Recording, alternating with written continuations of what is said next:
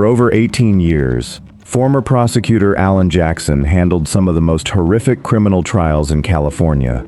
But when he stepped into the crime scene of Juliana Redding, he made a statement that left the entire legal world stunned.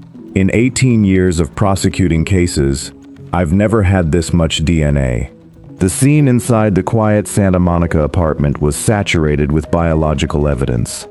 The killer's DNA was everywhere. On the front door lock, on a plate left in the kitchen sink, on the gas stove knobs, on Juliana's cell phone, on her clothing, and, most chillingly, directly on her neck. To investigators, it looked like an open and shut case. The scientific evidence was undeniable. It felt as though forensics had trapped a killer in an airtight room. Yet, what unfolded next would become one of the most shocking, frustrating, and controversial legal outcomes in modern American history. If you want to dive deeper into cases where the evidence tells a story the court couldn't, hit that subscribe button now. Don't miss our next deep dive. Juliana Maureen Redding was born on October 25, 1986, in Tucson, Arizona. Raised in a devout Catholic household by her mother Patricia and her father Greg, a licensed pharmacist, Juliana grew up alongside her younger brother Patrick in an environment focused on structure and achievement.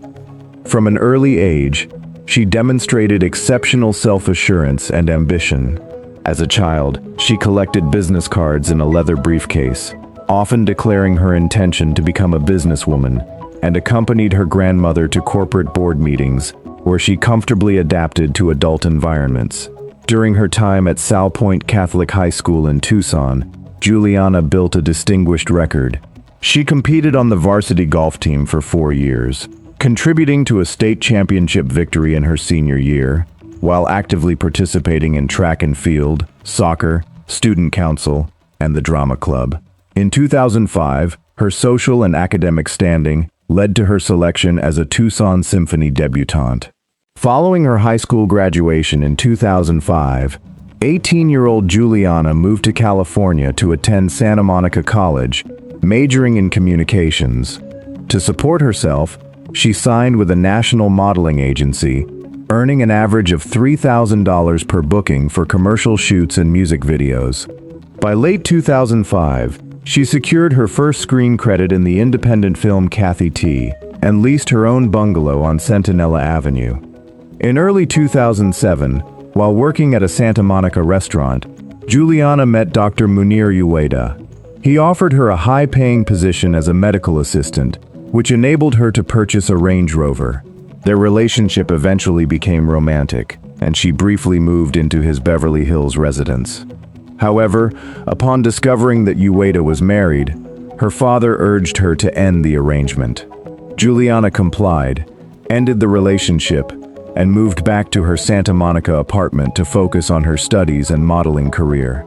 Before ending the personal connection, however, Juliana had introduced her father to Dr. Ueda, a gesture that inadvertently linked her family to his commercial operations.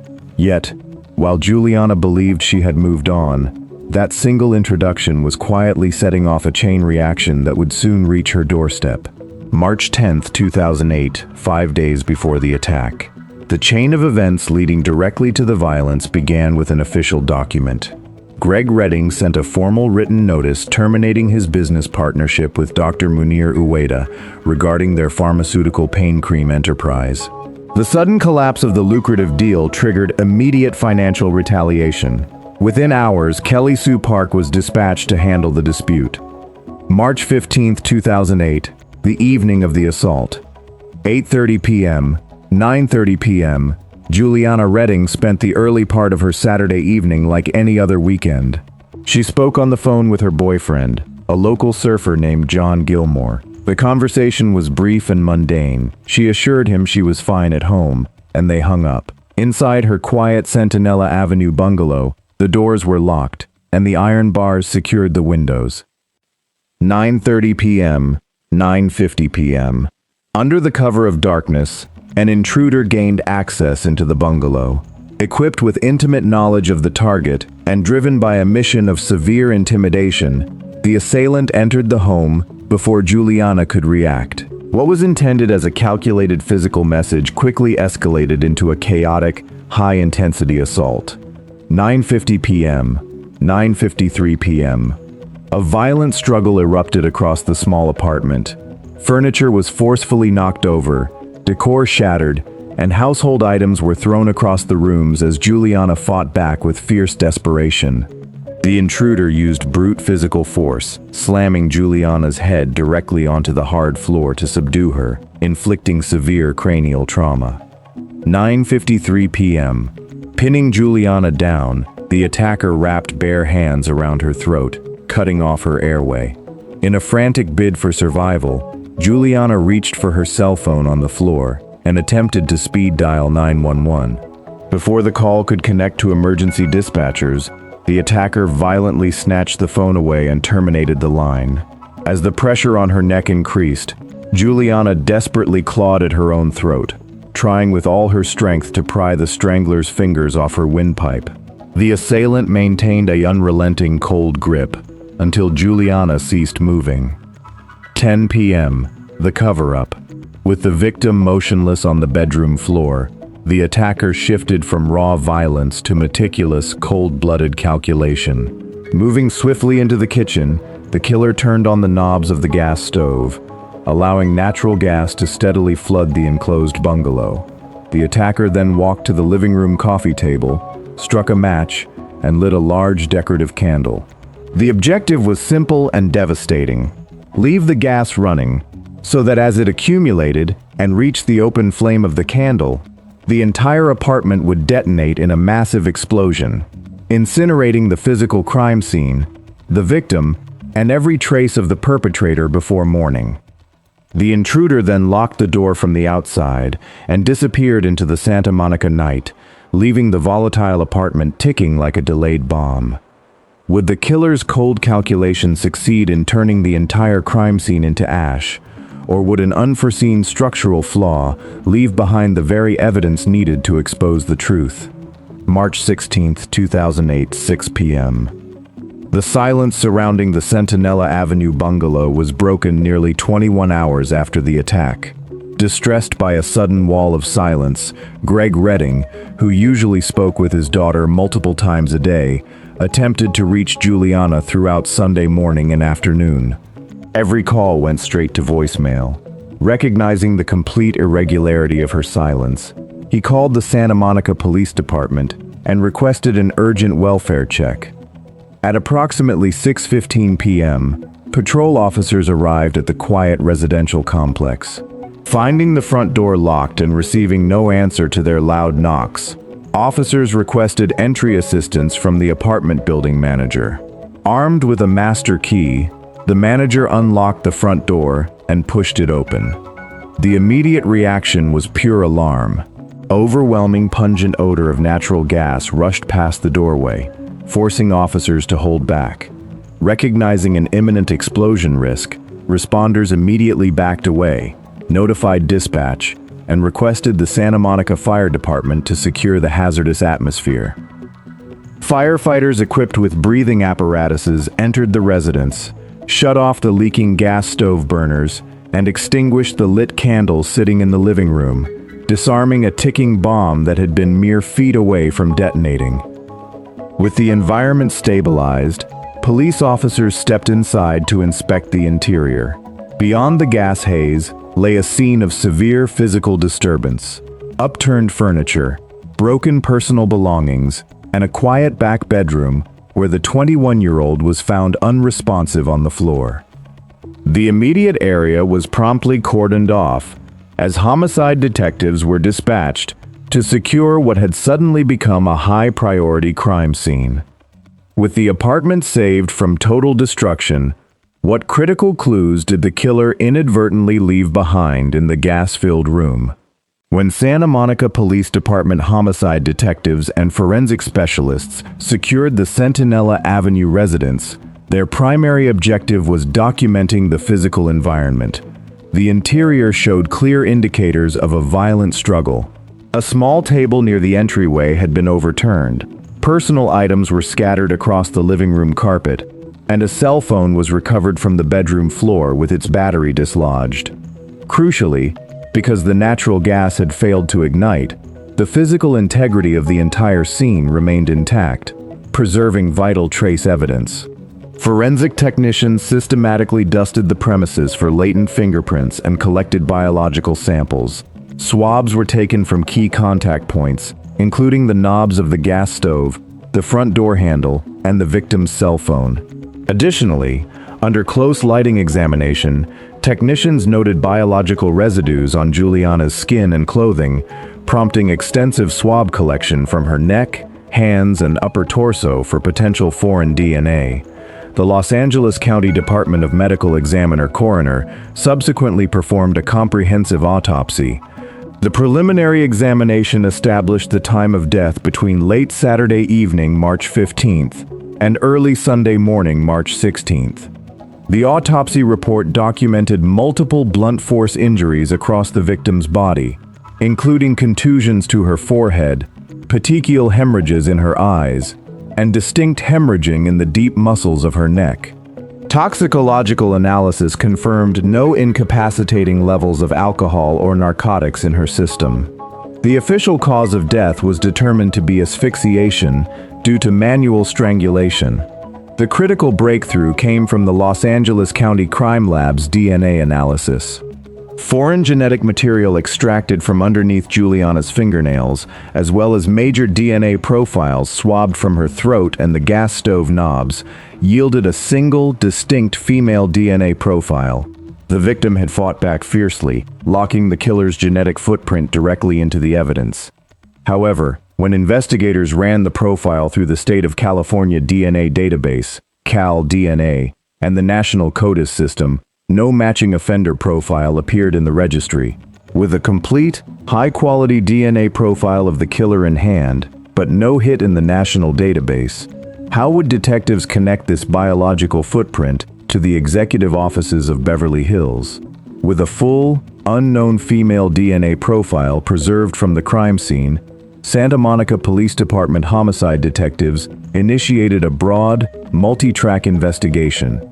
To avoid confirmation bias, the investigative team established several parallel lines of inquiry: robbery gone wrong, a random targeted assault, a personal acquaintance, or a planned hit connected to her recent professional ventures. Phase 1. Evaluating immediate connections and alibis. Detectives first examined Juliana's immediate social circle. Her boyfriend, John Gilmore, was interviewed extensively. Digital forensics experts analyzed mobile phone records and cell tower metadata, confirming his physical location miles away at the time of the homicide. Furthermore, his voluntary DNA sample was submitted to the crime lab and conclusively eliminated as the source of the foreign genetic material found on Juliana's body and the gas stove. A robbery motive was quickly discarded. Though the apartment was disrupted, high-value personal electronics, jewelry, and Juliana's purse containing cash remained untouched on the counter. The intruder had not come to steal. The target was uniquely personal or professional. Phase 2. Uncovering financial motives. Detectives then broadened their focus to Juliana's business relationships. Financial audits revealed that shortly before her death, Juliana had served as a named officer for a specialty medical enterprise, Simi Valley Healing Arts, funded by Dr. Munir Uwaida. A deep dive into public records and bank statements exposed a tangled web of corporate entities managed by Uwaida, involving millions of dollars in medical billing and pharmaceutical ventures. Investigators discovered that Juliana's father, Greg Redding, had recently entered into a joint business partnership with Uwaida to distribute specialized pain creams. However, just weeks prior to the murder, Greg Redding suspected fraudulent billing practices within Uwaida's operation. On March 10, 2008, 5 days before the murder, Greg Redding formally terminated the business arrangement and threatened legal action to remove his name and his daughter's name from all associated corporate filings. This financial break provided detectives with a compelling motive: corporate retaliation, intimidation, or an attempt to silence potential liabilities surrounding the high-stakes medical business. Phase 3. Following the corporate network. While Dr. Ueda immediately became a key person of interest, detectives faced a major technical hurdle. The primary DNA profile recovered from Juliana's neck and fingernails belonged exclusively to a female, ruling out Ueda as the direct physical assailant. Detectives systematically mapped every female employee, business associate, and personal connection within Dr. Ueda's corporate empire. One name consistently appeared across multiple corporate filings, property management documents, and legal transfers: Kelly Sue Park. Park, a former real estate agent, served as Ueda's chief administrative fixer and property manager, frequently handling delicate, high-value disputes on his behalf. Financial records revealed that shortly after the collapse of the Reading business partnership, substantial financial transfers were routed through entities under Park's control. Phase 4. Surveillance and digital reconstruction. To build an airtight circumstantial case before making an approach, detectives initiated continuous physical and electronic surveillance on Kelly Sue Park. Subpoenaed mobile phone records showed a flurry of encrypted communications and cellular tower pings between Ueda, Park, and intermediate associates in the hours immediately preceding and following the murder on March 15th. Automated license plate readers, Alper, and local traffic cameras were audited across West Los Angeles and Santa Monica.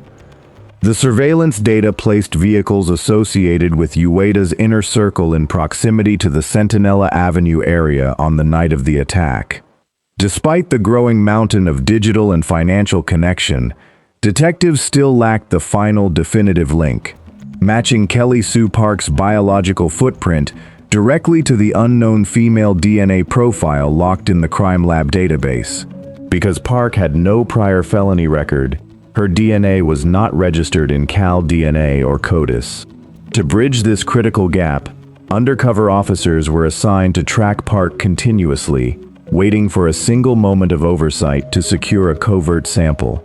How would detectives covertly obtain the missing genetic link from an associate trained to leave no trace behind? June 17, 2010, Camarillo, California. More than 2 years after the homicide on Centinela Avenue, the long-term undercover surveillance operation reached its decisive conclusion. After months of covert tracking, undercover detectives successfully obtained a discarded item containing Kelly Sue Park's biological material.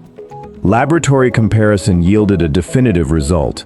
Park's DNA matched the foreign genetic profile recovered from Juliana Redding's neck, fingernails, and the gas stove knobs.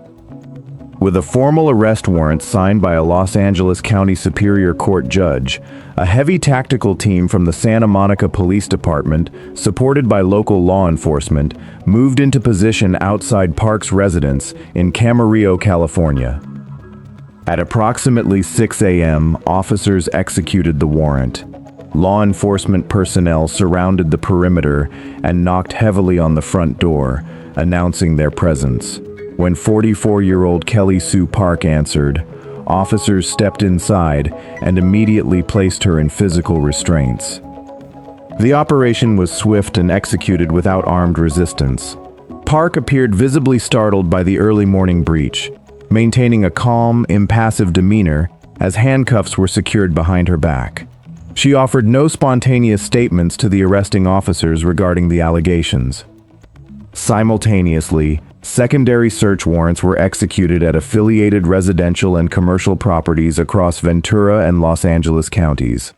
Forensic teams secured electronic devices, cellular phones, business ledgers, and vehicle records to prevent the destruction of secondary evidence.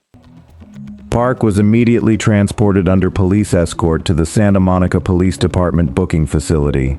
Following standard processing, including fingerprinting, mugshots, and mandatory official DNA collection, she was transferred to the Los Angeles County Century Regional Detention Facility in Linwood, held on a $1 million bail bond on charges of first-degree murder.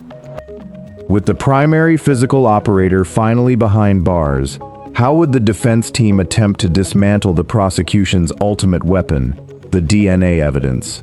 Inside the windowless interrogation room at the Santa Monica Police Department, The atmosphere was defined by tactical composure and absolute silence. Detectives sat across from Kelly Sue Park, employing a classic confrontation by evidence strategy.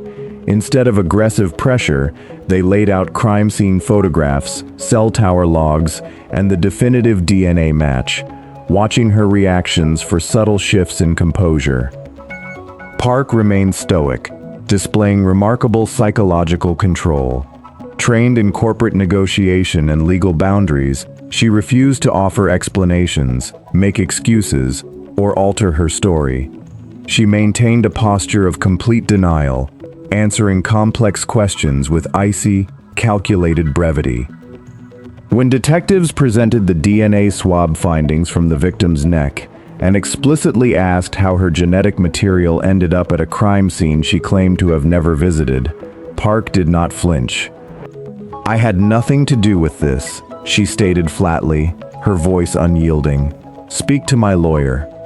Recognizing that no confession would be forthcoming from a suspect fully aware of her constitutional rights, detectives concluded the session.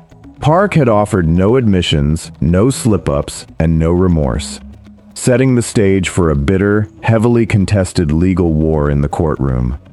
When raw forensic science faces off against a stone-cold defense, who will convince 12 jurors beyond a reasonable doubt? Before presenting the case to a grand jury, the Los Angeles County District Attorney's Office spent months systematically assembling a formidable, multi-layered body of physical, digital, and circumstantial evidence designed to withstand rigorous judicial scrutiny. The cornerstone of the indictment remained the undisputed forensic physical evidence. Forensic DNA profiles. The Los Angeles County Crime Lab verified 3 distinct major DNA matches, placing Kelly Sue Park at the crime scene.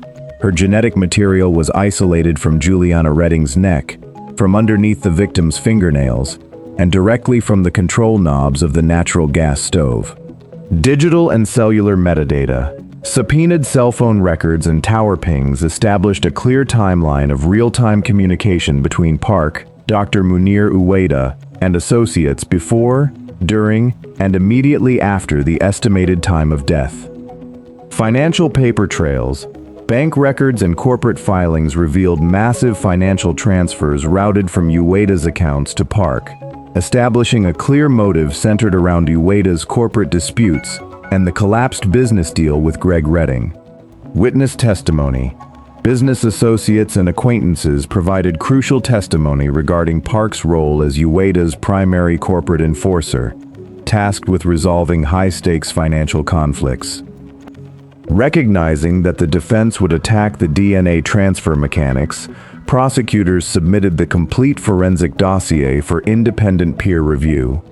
The results confirmed that the density and distribution of the foreign biological material on the victim's body were consistent with direct physical contact during a violent altercation rather than secondary transfer. With an unbroken chain of custody, corroborated cellular movements, and an undeniable genetic footprint, the district attorney's office formally filed charges of first-degree murder, clearing the path for a high-profile jury trial in Los Angeles Superior Court. With the physical evidence seemingly airtight, what unexpected strategy would the defense deploy to dismantle the prosecution's ultimate weapon? Inside Department 109 of the Los Angeles County Superior Court, the trial of Kelly Sue Park reached a boiling tension. Deputy District Attorneys Alan Jackson and Stacy Okunwisi presented what appeared to be an unbeatable case, anchoring their prosecution on the raw, undeniable math of science. Park's DNA was on the victim's neck, fingernails, and stove. To the prosecution, it was a open and shut, open and closed execution carried out by a corporate hitwoman. However, defense attorney Mark Garagos launched a brilliant, relentless counteroffensive. Instead of denying the DNA existed, Garagos targeted the handling of the science.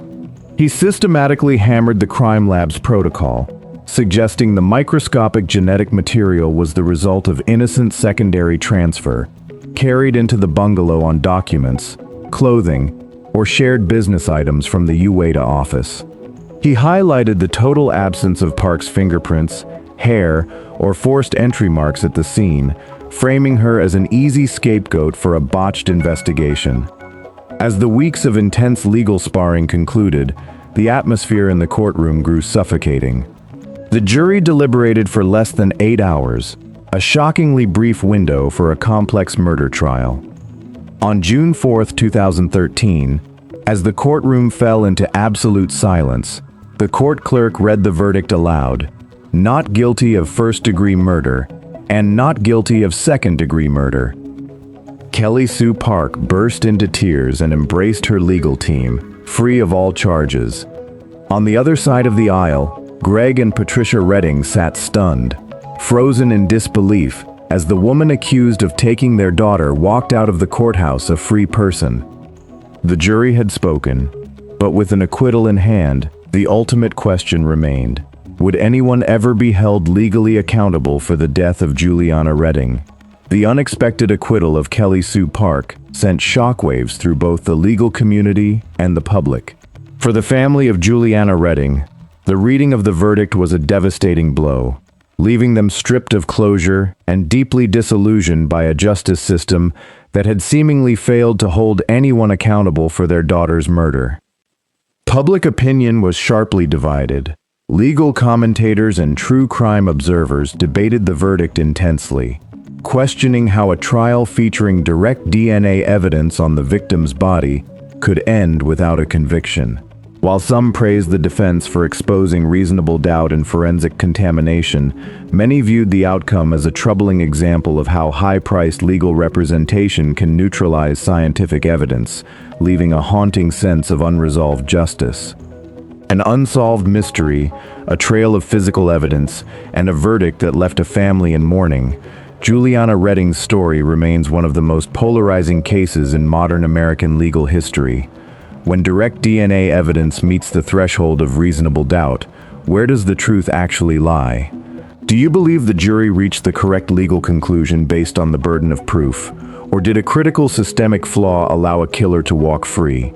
Was secondary DNA contamination a genuine possibility, or simply a masterclass in courtroom strategy? We want to hear your perspective. Share your thoughts in the comments below. Let's discuss the details, analyze the evidence, and keep the conversation going. If you found this deep dive compelling, don't forget to like, subscribe, and hit the notification bell for more investigative legal cases.